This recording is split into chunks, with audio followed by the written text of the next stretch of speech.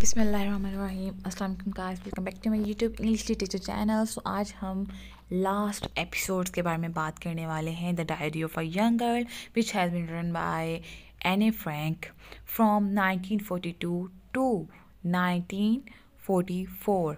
और आज का जो सेक्शन है वो स्टार्ट हो रहा है अप्रैल 14 1944 से 14 अगस्त 1944 तक। इसमें हम क्रिटिकल सिचुएशन, मैच्योरिटी और कैसे चेंजिंग आती है और कैसे वो फील करते हैं अपने एंड मोमेंट्स को, वो हम इसमें डिस्कस करने वाले हैं। So without wasting any time let's get start. Okay जी, इसमें क्या होता है कि जो एनेक्स में रहने वाले लोगों की टेंशन है ना, वार से रिलेटेड, वो बढ़ती जाती है और कोई भी अपनी फीलिंग जो है वो एक दूसरे से शेयर नहीं करता, क्योंकि वो करना ही नहीं चाहते, क्योंकि हर कोई वहाँ पे जो रहने वाला है वो इस क्रिटिकल सिचुएशन में ही। इसी दौरान क्या होता है कि पीटर अपना जो दरवाज़ा होता है, ग्रेट डोर होता है सीक्रेट एनेक्स का, उसको अनबोल्ट करना भूल जाता है, क्योंकि सारा दिन उसको बोल्ट रखते हैं, लेकिन जब वो 6 PM होते हैं ना, तो उसको अनबोल्ट कर दिया जाता है, खोल दिया जाता है दरवाज़ा, ताकि कैलीमैन या कुगलर या जितने भी फूड सप्लायर हैं वो अंदर आ सकें। तो उस दिन क्या होता है, वो अनबोल्ट करना भूल जाता है। तो मिस्टर कुगलर विंडो की साइड से अंदर आते हैं, जो कि खौफ ज़्यादा वाइब जो है क्रिएट करता है उस एनेक्स जोन में, क्योंकि उनको लगता है कि गेस्टापोज आ गए हैं, अब हमें अरेस्ट कर दिया जाएगा, क्योंकि वो पहले ही बहुत ज़्यादा सप्रेस्ड होते हैं, उसी जो है सर्कमस्टेंसेस में रहते हैं कि हमें अब भी पकड़ लिया जाएगा, डिस्कवर कर लिया जाएगा। खैर, इसी तरह पे रेडियो पे एक खबर सुनाई जाती है कि जो हिस्ट्री है, सॉरी रजिस्ट्रीज़ है ना, ये हिस्ट्री वर्ड नहीं है, रजिस्ट्री वर्ड है, बर्थ का, डेथ का, मैरिज का, वो सब बमबारी में ख़त्म हो गया है, ज्यूज़ का भी, सब का। अब नए राशन कार्ड बनवाए जाएंगे, उसी नए राशन कार्ड के थ्रू जो है आपको फूड प्रोवाइड की जाएगी, लेकिन ये इम्पॉसिबल था फॉर एवर फॉर ज्यूज़, क्योंकि ज्यूज़ जो हैं उनको अगर वो लेने भी चाहें राशन कार्ड तो उनको कत्ल कर दिया जाएगा, क्योंकि ये हिटलर का दौर था और हिटलर ज्यूज़ की जान के पीछे पड़ा हुआ था। खैर, ये सारा कुछ इम्पॉसिबल था, इसी वजह से उनके जो फूड की सप्लायर थी वो बहुत ज़्यादा कम हो गई थी, क्योंकि कुगलर और जो भी मीप जैन थे उनका भी राशन कार्ड उसी बमबारी में ख़त्म हो गया था। On April 15, 1944, Annie gets her first kiss on the half of cheek and half on the ear. फिर एने सडनली फील करती है कि वो बहुत ज़्यादा एडवांस हो गई है, उसको इतना होना नहीं चाहिए, लेकिन वो अपनी एज से ज़्यादा एडवांस हो गई है।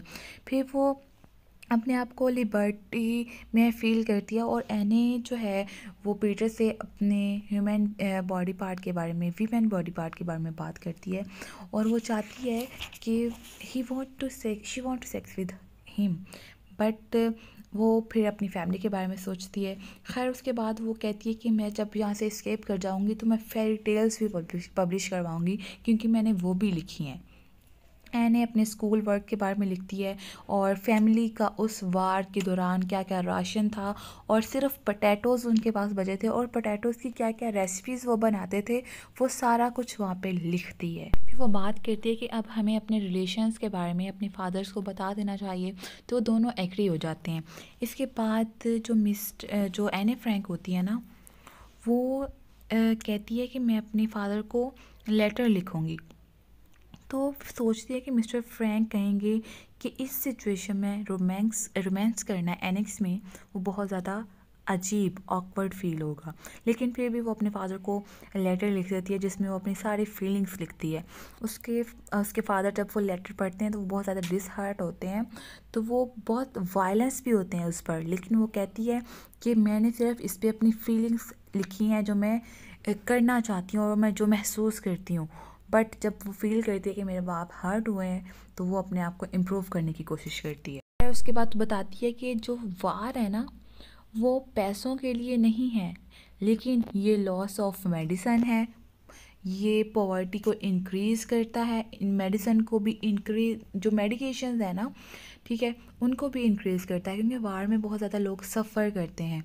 फिर ये मर्डर है ऑफ आर्टिस्ट, जो आर्टिस्ट हैं, ज्यूज़ में भी बहुत ज़्यादा आर्टिस्ट होंगे, नॉन ज्यूज़ में भी बहुत ज़्यादा आर्टिस्ट होंगे, उन सब पे इम्पेक्ट जो उसका नेगेटिव पड़ा है, उसकी वजह से ये एक मर्डर है उन आर्टिस्ट का, और पॉवर्टी के इंक्रीज़ होने की वजह है। फिर वो रिफ्लेक्ट करती है ह्यूमन की नेचर को, कि वो बताती है कि किस तरह इंसान जो है वो वक्तन फ़वक्तन चेंज होता रहता है, और लेकिन ये जो चेंज अब आया है हमारी ज़िंदगियों में, ये सिर्फ डिस्ट्रक्शन लेके आया है and nothing any more than. फिर उसके फादर जो हैं वो कहते हैं कि तुम पीटर से अब ज़्यादा नहीं मिलोगी, ठीक है, वो इस बात पे भी गौर करती है, वो पीटर से इतना ज़्यादा नहीं मिलती। फिर वो अपनी फैमिली की बायोग्राफीज़ को भी डिस्कस करती है अपनी डायरी में, और कहती है कि आई विश जब मैं मर जाऊंगी तो, या फिर हम यहाँ से एस्केप हासिल कर लेंगे, तो मैं अपने फादर से कहूँगी कि I want to be a journalist और नॉवलिस्ट। तो इसी के साथ वो बताती है मिसेस वैन डैन के बारे में, कि वैन डैन कहती है कि वार बहुत जल्द हो जाएगी ख़त्म। तो एने सुनती है अचानक एंटी सेमिटिज़म के बारे में कि बहुत ज़्यादा बढ़ रहा है डच में, तो वो सोचती है क्या ही अच्छा होता अगर हम यहाँ पे आने से अच्छा था हम अचानक ही मौत मर जाते, इस सफरिंग पॉइंट से ना गुजरते, तो वो बेटर था जो अगर हम मर जाते। But on the other hand वो बताती है कि हम कितना अपनी लाइफ से प्यार करते हैं। So on June 6 1944 BBC news जो है वो अनाउंस करती है कि फ्रांस ने जो जर्मनी के कई जगहों पर प्रोविंसेस पर कब्ज़ा कर लिया है, जो कि एक बहुत अच्छी न्यूज़ होती है रेजिडेंस में रहने वालों की, क्योंकि ये एक क्लू होता है कि वार अब एंड होने वाली है। बहुत ज़्यादा एक्साइटेड होते हैं सारे लोग। एने लिखती है कि वो 15 ईयर की हो जाती है और अब लिब्रेशन में आ जाती है, और फिर वो बताती है कि इसके मूड किस कदर इम्प्रूव हुए हैं, अब वो इतना गुस्सा भी नहीं और अपनी ज़ात से रिलेटेड इतने क्वेश्चन भी नहीं करती, लेकिन वो एक क्वेश्चन हमेशा करती है कि why the women consider so inferior than man. But the near the end of the July Anne लिखती है कि हिटलर ने बहुत ज़्यादा जर्मन्स को मारना शुरू कर दिया, लेकिन जर्मन खुद अब चाहते हैं और क्रिश्चियंस जर्मन्स तमाम अब चाहते हैं कि अब वार एंड हो जाए।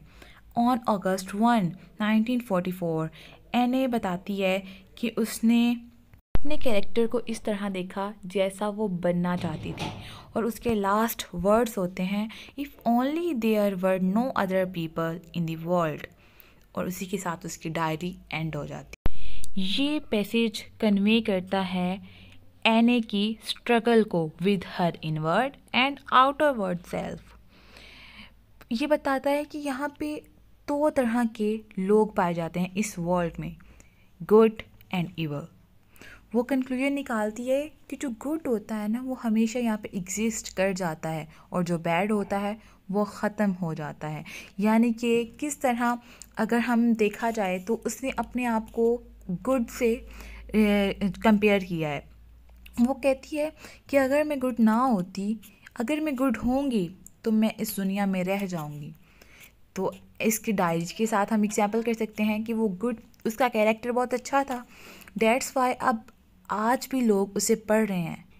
और हिटलर जो है उसको उसने बैड के साथ, इवल के साथ कंसिडर किया है, और वो कहती है कि हिटलर को कोई नहीं जानेगा लेकिन गुड जो है वो हमेशा जिंदा रहेगा। कहती है कुछ लोगों को पता ही नहीं होता एंड तक कि वो क्या करना चाहते हैं, क्या बनना चाहते हैं, क्या चाहते हैं, लेकिन वो कहती है कि मैंने वो चाह लिया, मैं जैसा चाहती थी खुद को मैं वैसा बन गई हूँ। और इसी एंड के साथ इस डायरी का भी एंड हो जाता है। I hope you all guys enjoyed this whole series.